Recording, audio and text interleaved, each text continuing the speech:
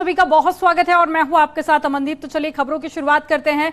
मंगलवार को ऋषिकेश में उत्तराखंड के शहरी विकास मंत्री प्रेमचंद अग्रवाल का एक राहगीर के साथ में मारपीट का वीडियो सोशल मीडिया पर वायरल होने के बाद में आज का दिन राजनीतिक तौर पर खास महत्वपूर्ण माना जा रहा है। मुख्यमंत्री पुष्कर सिंह धामी के कार्यालय के मुताबिक सीएम ने मंत्री को आज तलब किया है। तो वहीं न्यूज 18 से फोन पर बातचीत करते हुए मंत्री ने कहा कि उन्हें फिलहाल आधिकारिक तौर पर मुलाकात की सूचना नहीं मिली है। हालांकि मंत्री ने यह भी कहा कि अगर उन्हें बुलाया जाता है तो वह अपना पक्ष रखने जरूर जाएंगे। और बीच सड़क पर हुई मारपीट के मामले में ऋषिकेश पुलिस ने आरोपी सुरेंद्र सिंह नेगी के खिलाफ में अलग अलग धाराओं में मुकदमा दर्ज कर लिया है। इससे पहले घटना के बाद में मीडिया के साथ में बातचीत में मंत्री ने दावा किया था कि मारपीट की शुरुआत सुरेंद्र सिंह नेगी की द्वारा की गई थी और पहले उनके पुलिसकर्मियों पर हाथ चलाया गया और फिर उन्हें भी निशाना बनाया गया। अपनी बात के समर्थन में मंत्री ने मारपीट के वीडियो में से एक छोटा सा क्लिप शेयर किया। मंत्री का कहना है कि उनकी गाड़ी का शीशा खुला था।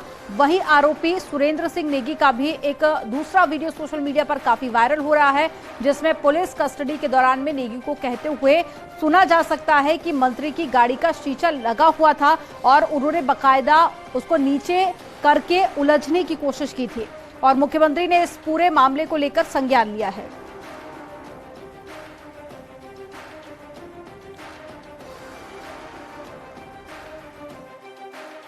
और अपने आप को सोशल वर्कर कहता है, लेकिन लोग उसे ब्लैकमेलर कहते हैं।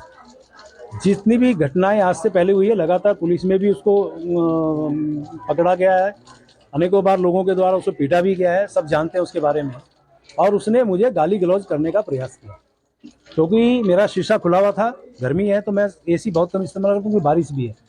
उसके बाद जो अब गाली लगातार देता रहा तो मेरे सुरक्षा कर्मी को लगा ये क्या हुआ अचानक। उसने समझाया तुम गाली क्यों दे रहे हो, तो उसने एक हाथ से मेरा ये कुर्ता मैं दिखा रहा हूँ, ये कुर्ता पकड़ा जो मैं अभी इससे पहले ये पहन रखा था, और उसने मेरे कुर्ते पे हाथ डाला और ये कुर्ता फाड़ दिया। ये देखिए ये फटा हुआ मेरी जेब, इसमें सारा सामान गायब हो गया, पैसा सामान जो भी इसमें चीज़ थी सब उसने छीनी है या गायब की है या गिरा है, मैं ये इसको तो नहीं कह सकता। लेकिन गाड़ी लगी हुई थी, जाम लगा हुआ था भाई, जाम लगने में थोड़ा सा वो हो गया। इसने है अरे इससे कुछ नहीं हुआ, ऐसे जाम लगा, मुझे कहता इसकी गाड़ी है बगल में, ठीक है। मैंने ऐसी कहा, मैं देख रहे मैं जाम ऐसी चल रहा।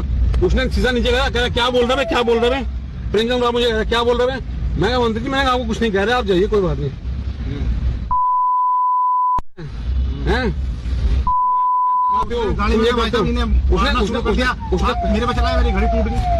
पहले पुलिस वाले ने दरवाजा खोला अपना, जो पुलिस वाले बैठे थे, ठीक है। मैंने कहा भाई साहब कुछ नहीं है यार, मैं कुछ नहीं कर रहा है।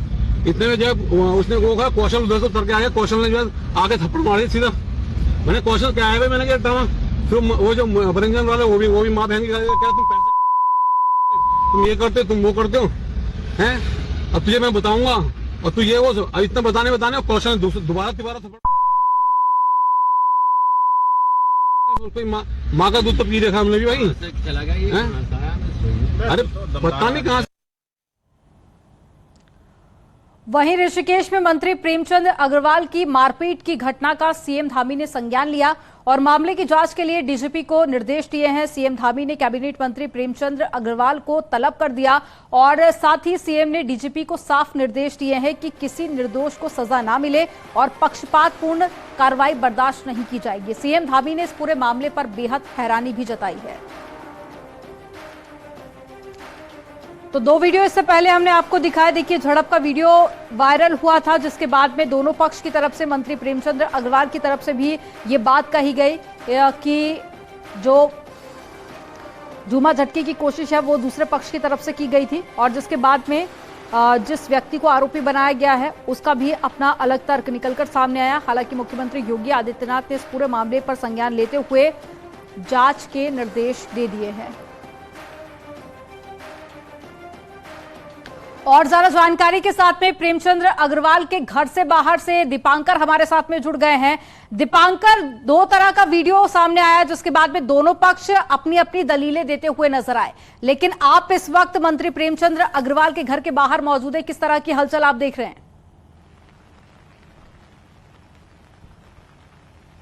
बिल्कुल, मैं इस वक्त कैबिनेट मंत्री प्रेमचंद अग्रवाल के घर के बाहर हूं। हालांकि वो अभी मीडिया से कोई बातचीत यहां पर नहीं करना चाहते।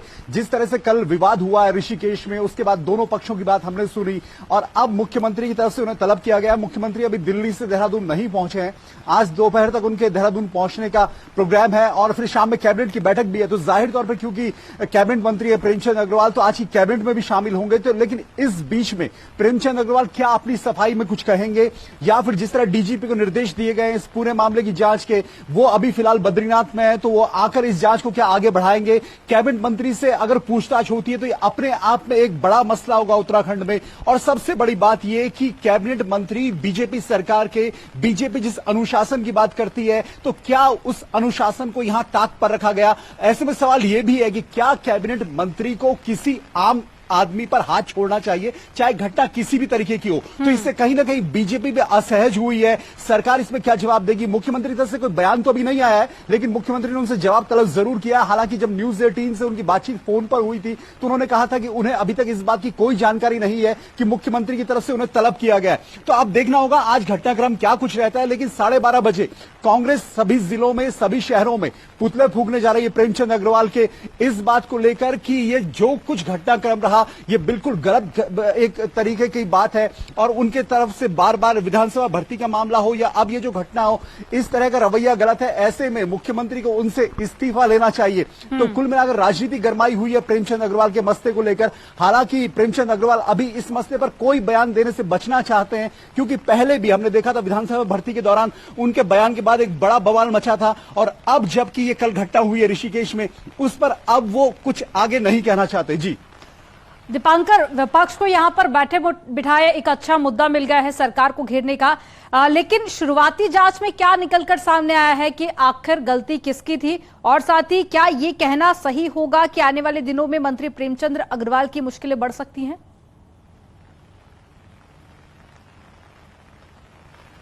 अभी ये कहने में जल्दबाजी होगी और ये हम डिसाइड नहीं कर सकते कि प्रेमचंद अग्रवाल सही थे या वो व्यक्ति सही था जिसने यहां पर, जिसके साथ प्रेमचंद अग्रवाल का झगड़ा हुआ।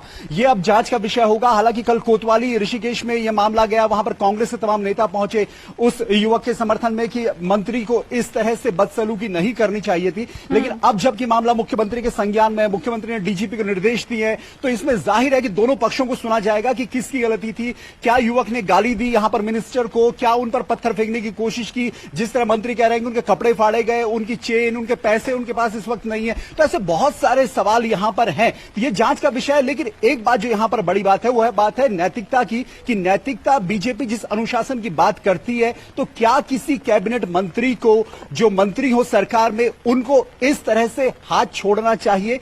उनके सिक्योरिटी गार्ड ने, उनकी सुरक्षा के लिए सिक्योरिटी गार्ड है, उसने अगर कुछ किया तो उस बात को एक तर्कसंगत माना जा सकता है। लेकिन क्या मिनिस्टर को इस तरह का एक्शन लेना चाहिए? क्या मिनिस्टर को इस तरह हाथापाई करनी चाहिए बीच सड़क पे? ये सवाल अब बीजेपी के सामने, और बीजेपी से इसी बात पर अब जवाब देते नहीं बन रहा। लेकिन आज कैबिनेट की बैठक है, जाहिर तौर पर मुख्यमंत्री भी होंगे, तमाम मिनिस्टर भी पहुंचेंगे, प्रेमचंद अग्रवाल भी पहुंचेंगे, और प्रेमचंद अग्रवाल अब अपनी सफाई में क्या कुछ कहते हैं। और आगे ये तो साफ है कि ये पॉलिटिकल मामला बड़ा बन रहा है। दीपांकर, कह सकते हैं कि आज का दिन बेहद खास रहने वाला है। आप नजर बनाए रखिएगा। तमाम जानकारी साझा करने के लिए बहुत शुक्रिया आपका। और चलिए खबरों में आगे बढ़ेंगे। आज मुख्यमंत्री पुष्कर सिंह धामी कैबिनेट की बैठक करने जा रहे हैं और देहरादून में शाम 4 बजे सचिवालय में ये मीटिंग होगी। सेतु आयोग के गठन को मंजूरी मिल सकती है और नीति आयोग की तर्ज पर सेतु आयोग बनेगा। लंबे समय से होमवर्क में सरकार जुटी हुई थी और साथ ही हाई स्कूल, इंटर बोर्ड परीक्षा और साथ ही निकायों से जुड़े प्रस्ताव भी आ सकते हैं जिनको आज मंजूरी मिल सकती है।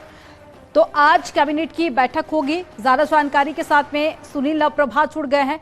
सुनील, आज कैबिनेट की बैठक होनी है, वो कौन कौन से प्रस्ताव जिन पर चर्चा हो सकती है और मोहर लग सकती है? देखिए, आज की जो कैबिनेट शाम 4 बजे से होने वाली है उसमें 2 महत्वपूर्ण प्रस्ताव आने की संभावना है। पहला जो प्रस्ताव है वो नीति आयोग को नीति आयोग की तर्ज पर सेतु आयोग के गठन का है। आपको ध्यान होगा कि पिछले साल जब दिल्ली में मुख्यमंत्रियों का सम्मेलन हुआ था, प्रधानमंत्री ने जब ये मीटिंग ली थी तो प्रधानमंत्री ने सभी राज्यों से ये अपील की थी, एक निवेदन किया था कि वो अपने अपने राज्यों में ठोस प्लानिंग के लिए एक आयोग का गठन करे नीति आयोग की तर्ज पर। तो राज्य सरकार तब से लगातार इस पर ड्राफ्टिंग कर रही थी, इस पर अमल कर रही थी, इस पर होमवर्क कर रही थी। तो सेतु आयोग राज्य सरकार एक बनाने जा रही है, जिसका ड्राफ्ट कंप्लीट हो चुका है। आज ये उम्मीद जताई जा रही है कि इसको कैबिनेट में लाया जा सकता है। पहला महत्वपूर्ण डिसीजन ये होगा। दूसरा जो प्रस्ताव आ सकता है वो लैंड खरीद फरोख्त को लेकर आ सकता है कि उत्तराखंड में यदि कोई बाहरी आदमी, क्योंकि यहाँ पर एक ठोस भू कानून की मांग लगातार उठती रही है, इसके लिए एक ड्राफ्टिंग भी हो चुकी है, जिसका कैबिनेट शासन में इन दिनों उस पर विचार चल रहा है, विश्लेषण हो रहा है। इससे पहले उत्तराखंड में अगर कोई जमीन, बाहरी व्यक्ति यहाँ पर जमीन खरीदता है तो उसकी जमीन खरीदने से पहले उस व्यक्ति की पृष्ठभूमि की जांच की जाएगी। इस तरह का एक प्रस्ताव आ जा सकता है जो बेहद खास रहने वाला है उत्तराखंड के लिए।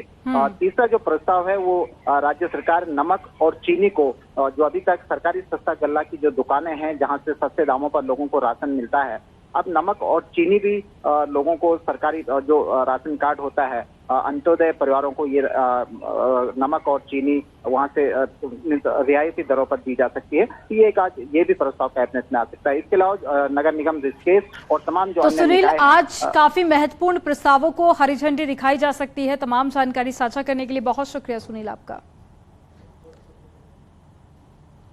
और उत्तराखंड में आज भी मौसम में बदलाव हो सकता है, जिसका असर केदारनाथ धाम में देखा जा रहा है, जहां जमकर बर्फबारी हो रही है और पूरा धाम चांदी की तरह सफेद हो गया है। तो वहीं केदारनाथ में हो रही बर्फबारी और खराब मौसम की वजह से केदारनाथ यात्रा आज बंद कर दी गई है, जिसकी वजह से तीर्थ यात्रियों को गौरीकुंड और साथ ही सोनप्रयाग में रोका गया है। केदारनाथ धाम में आज सुबह सन्नाटा पसरा रहा और रास्तों में 1 या 2 यात्री दिखाई दिए।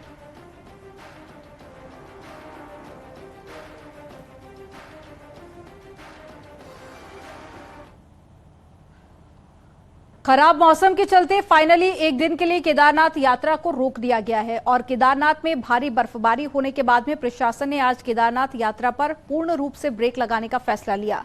तीर्थ यात्रियों को गौरीकुंड और साथ ही सोनप्रयाग से केदारनाथ के लिए नहीं छोड़ा जाएगा। तो वहीं श्रीनगर और ऋषिकेश में भी तीर्थ यात्रियों को रोक दिया गया है। और साथ ही देखिए लगातार बारिश हो रही है, बर्फबारी हो रही है, तस्वीर आपको दिखा रहे हैं। ऐसे में मौसम और ज्यादा खराब हो गया है, जिसके चलते ये बड़ा फैसला लिया गया।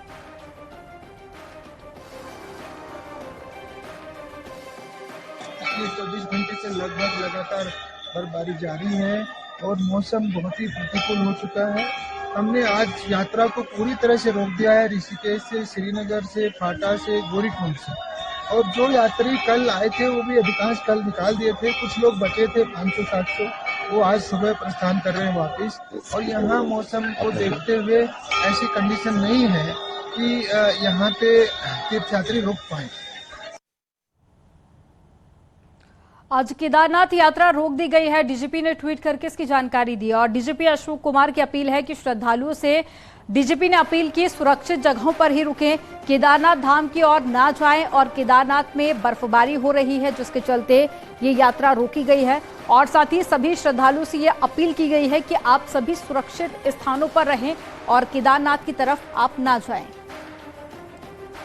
2 तस्वीरें आप देखिए। पहली तस्वीर ये आज सुबह की तस्वीर है, यात्रा रोकी गई, जिसके बाद में केदारनाथ घाटी पर सन्नाटा पसरा हुआ नजर आया। और ज्यादा जानकारी के साथ में शैलेंद्र सिंह रावत जुड़ गए हैं फोन लाइन पर। शैलेंद्र, हालांकि बड़ी संख्या में श्रद्धालु पहुंचे हुए हैं केदारनाथ यात्रा करने के लिए और बहुत से लोग ऐसे जिनको जानकारी अभी नहीं भी मिली है, तो ऐसे में क्या लोगों के पहुंचने का सिलसिला शुरू है? और साथ ही ये भी बताइएगा कि प्रशासन की तरफ से क्या विशेष इंतजाम और कैसे श्रद्धालुओं को रोका जा रहा है? जी बिल्कुल, मैं आपको बताना चाहूंगा कि जो लोग जो है अब तक कल तक जो है जो धाम पहुंच गए हैं वही लोग धाम में मौजूद है और सुबह से धाम में जो है किसी को भी नहीं जाने दिया गया है। और इसके साथ ही प्रशासन ने तमाम जगहों पर बैरिकेडिंग की है ताकि यात्री जो है केदारनाथ धाम के लिए न निकल पाए। रुद्रप्रयाग बाईपास से लेकर के और सोनप्रयाग में भी बैरिकेडिंग की गई है ताकि जो है तीर्थयात्रियों को ऊपर न जा पाए। और उन्हें लगातार ये हिदायत दी जा रही कि वो लोग जो है फिलहाल सुरक्षित स्थानों पर ही रुके रहें, रुद्रप्रयाग, श्रीनगर, गौरीकुंड या फिर जो है सोनप्रयाग में रुके रहें। इस तरीके की जो है पुलिस की तरफ से हिदायत दी गई है। लेकिन बड़ी बात ये सामने आ रही है कि जिस तरह से केदारनाथ में आज भी बर्फबारी हो रही है और मोटी बर्फ की चादर केदारनाथ में इस समय केदारनाथ लिपट चुका है उसके बाद जो है ये संशय बना हुआ है कि कल 4 जो मई है वो 4 मई को जो है क्या यात्रा चल पाएगी, इसको लेकर संशय बना हुआ। और डीजीपी जो इस समय केदारनाथ में मौजूद हैं उनका भी ये कहना है कि शाम को इस पर जो है वो निर्णय लेंगे कि कल जो है यात्रा बहाल की जाएगी या फिर कल भी यात्रा स्थगित रहेगी। ठीक है, आप नजर बनाए रखिएगा कि कल यात्रा शुरू होती है या नहीं, ये भी एक अभी बड़ा सवाल ही बना हुआ है। तमाम जानकारी साझा करने के लिए बहुत शुक्रिया। और देहरादून से एक बड़ी खबर मिल रही है, जहां उत्तराखंड में आज पहाड़ से लेकर मैदान तक बारिश का दौर जारी है। देहरादून समेत प्रदेश के कई इलाकों में सुबह से रुक रुक कर बारिश हो रही है और बारिश बर्फबारी के चलते ठंडक भी बढ़ गई है। इसके साथ ही आज भी मौसम विज्ञान केंद्र ने उत्तराखंड के कई इलाकों में बारिश और बर्फबारी का अलर्ट भी जारी किया है। तो देहरादून में भी बारिश का येलो अलर्ट जारी किया गया है। और देहरादून से एक बड़ी खबर है, जहां चारधाम यात्रा में खराब मौसम चुनौती बना हुआ है। बद्रीनाथ और केदारनाथ समेत चारों धामों में बारिश और बर्फबारी का दौर जारी है, जिससे कि तीर्थ यात्रियों को परेशानी का सामना करना पड़ रहा है। लेकिन बावजूद इसके चारों धामों में श्रद्धालुओं की संख्या में कोई भी कमी नहीं दिखाई दे रही है। चारों धामों में अभी तक 2.5 लाख श्रद्धालु दर्शन कर चुके हैं और सबसे ज्यादा 92,000 श्रद्धालु केदारनाथ पहुंचे हैं। और कल ही केवल एक दिन में 14,000 श्रद्धालु केदारनाथ पहुंचकर दर्शन करने के लिए पहुंचे थे। इसके साथ ही चारधाम यात्रा के लिए अभी तक 22 लाख लोग रजिस्ट्रेशन करा चुके हैं, जिसमें केदारनाथ के लिए सबसे ज्यादा 8 लाख लोगों ने रजिस्ट्रेशन कराया और बद्रीनाथ के लिए करीब 7 लाख लोगों ने रजिस्ट्रेशन कराया है।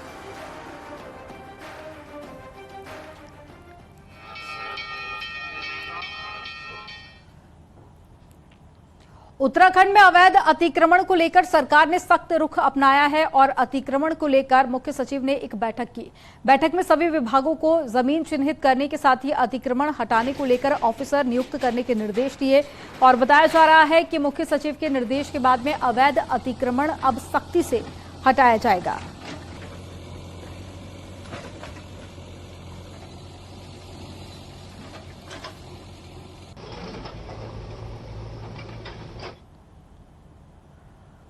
तो वहीं कल देहरादून के कालसी में अवैध मज़ारों के खिलाफ में कार्रवाई करते हुए उन पर प्रशासन का बुलडोजर चला। और इसके साथ ही हरिद्वार और नैनीताल जिलों में भी पिछले 3 दिनों में फॉरेस्ट लैंड पर अवैध अतिक्रमण कर बनाई गई अवैध मज़ारों पर बुलडोजर चलाया गया।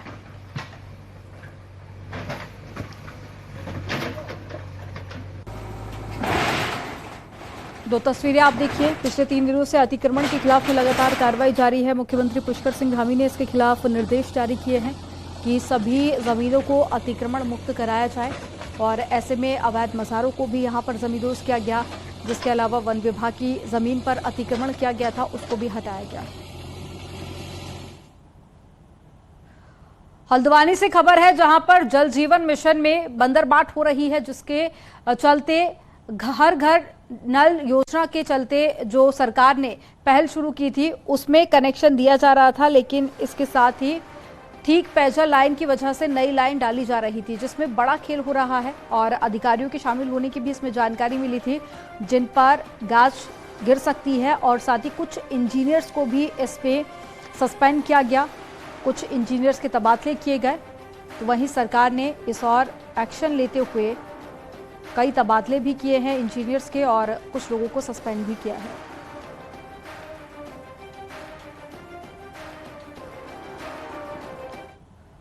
चमोली में बद्रीनाथ हाईवे पर धाम से वापस लौट रहे कानपुर की यात्री बाल बाल बच गए। यात्रियों की गाड़ी पर अचानक पहाड़ से पत्थर आकर गिर गया, जिससे कि गाड़ी क्षतिग्रस्त हो गई। गनीमत ये रही कि किसी यात्री को चोट नहीं आई है और टयापुर के पास में यह हादसा हुआ है।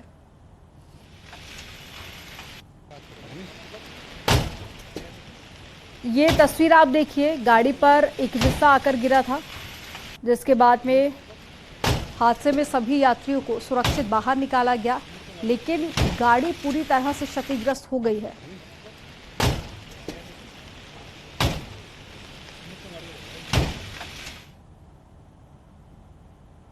उत्तरकाशी में गंगोत्री धाम जा रहे उड़ीसा के यात्रियों की कार खाई में लुढ़क गई। गनीमत ये रही कि कार एक पत्थर पर अटक गई और एक बड़ा हादसा टल गया। घटना मंगलवार की बताई जा रही है, जब एक यात्री वाहन का टायर फटने से वाहन सीधे खाई की ओर चली गई, लेकिन कार गहरी खाई से पहले पत्थर पर अटक गई। ऐसा नहीं होता तो कार नीचे भागीरथी नदी में जा गिरती और सूचना मिलते ही हर्षिल पुलिस और स्थानीय लोगों ने कार में सवार 4 यात्रियों को बाहर निकाला। सोनगाड़ में शांति बैंड के पास में कार का टायर फटने से यह हादसा हुआ था। गंगनानी से 9 किलोमीटर आगे सोनगाड़ नामक जगह है, जहां पर एक वाहन अनियंत्रित होकर रोड से करीबन 20 मीटर खाई की ओर है जो जा गिरा, जिसमें 4 लोग सवार थे। तत्काल मैं आपदा स्वयंसेवक मौके पे पहुंचा और 4 लोग सवार थे, जिसमें 2 पुरुष 2 महिलाएं थे और एक वाहन चालक। टोटल 5 लोग थे। 5 लोग पूर्ण रूप से सुरक्षित है। उत्तरकाशी में गंगोत्री और यमुनोत्री धाम की यात्रा पर बड़ी संख्या में बिना कमर्शियल परमिट की टैक्सी गाड़ियों पर यात्रियों को ले जा रही है और इन टैक्सी गाड़ियों के मालिक परिवहन विभाग के नियमों को ताक पर रखकर अवैध तरीके से चारधाम यात्रा पर इन गाड़ियों का संचालन कर रहे हैं। जनपद में परिवहन विभाग ने प्राइवेट गाड़ियों की चेकिंग पर फोकस किया और 100 से ज्यादा गाड़ियों का चालान काटा गया। तो वहीं इस बीच 10 प्राइवेट टैक्सी वाहनों को जिनके पेपर, डीएल, फिटनेस सही नहीं पाए गए, उनको भी सीज किया गया।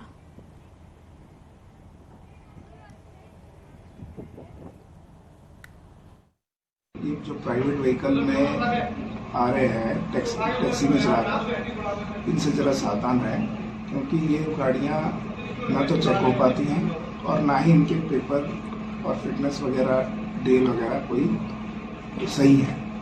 तो इस वजह से हमने 3 दिन पहले विशेष चेकिंग का अभियान चलाया, जिसमें हमने मैक्सिमम गाड़ियों पे, प्राइवेट गाड़ियों पे फोकस किया। तो लगभग हमने 100 के करीब चालान करे और 10 गाड़ियाँ जो प्राइवेट व्हीकल में चल रही थी उनको चेक करके बंद किया। टिहरी में पीडब्ल्यूडी विभाग की लापरवाही लोगों पर भारी पड़ रही है और नई टिहरी जिला मुख्यालय में कई सरकारी बिल्डिंग्स की हालत जर्जर हो चुकी है और साथ ही मेंटेनेंस के नाम पर सिर्फ रंगाई पुताई की जा रही है। तो वहीं कई बिल्डिंग तो डैमेज घोषित कर दी गई है, लेकिन फिर भी उसमें लोग रहने को मजबूर हैं। एक ब्लॉक जो कि सी ब्लॉक, जी ब्लॉक में तो बारिश में ये खतरा और भी ज़्यादा बढ़ जाता है और छत टूटकर गिरने लगी है, जिससे कि कई बार बड़ी दुर्घटना होने से भी बाल बाल लोग बच चुके हैं। स्थानीय लोगों का कहना है कि शिकायत के बावजूद भी विभाग द्वारा इस ओर ध्यान नहीं दिया जा रहा है। तो वहीं विभागीय अधिकारियों का कहना है कि कुछ बिल्डिंगों में लोग अवैध तरीके से रह रहे हैं, जिस कारण वहां पर मेंटेनेंस का काम नहीं हो पा रहा है और बजट मिलते ही अन्य बिल्डिंग्स में भी मेंटेनेंस का काम किया जाएगा।